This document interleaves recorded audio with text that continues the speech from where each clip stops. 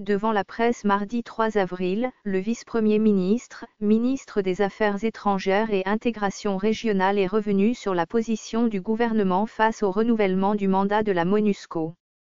Au regard du bilan mitigé de la mission onusienne au pays, Chioki Tountou affirme que l'État congolais espérait plus de la part du Conseil de sécurité des Nations Unies.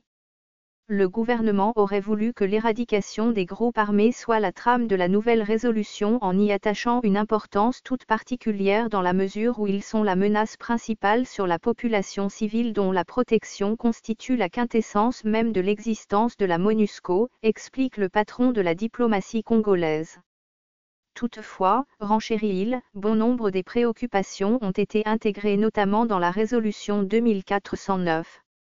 Il s'agit notamment de la consolidation du rôle offensif de la brigade d'intervention dont plusieurs partenaires internationaux voulaient pourtant voir partir de la RD Congo. Un lobbying payant donc pour la diplomatie congolaise mais qui ne remet pas en cause la détermination du gouvernement congolais à mettre un terme à la présence de la mission onusienne en RDC.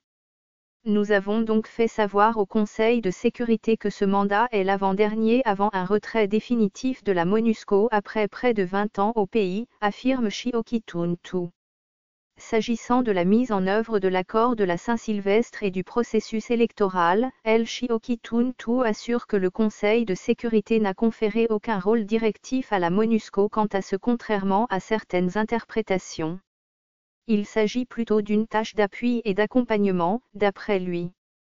De la conférence des donateurs prévue à Genève sur la situation humanitaire en RDC, le vice-premier ministre des Affaires étrangères rappelle la décision de Kinshasa de ne pas y participer et annonce le lancement du fonds humanitaire et du programme d'urgence afin de résoudre de manière durable cette problématique.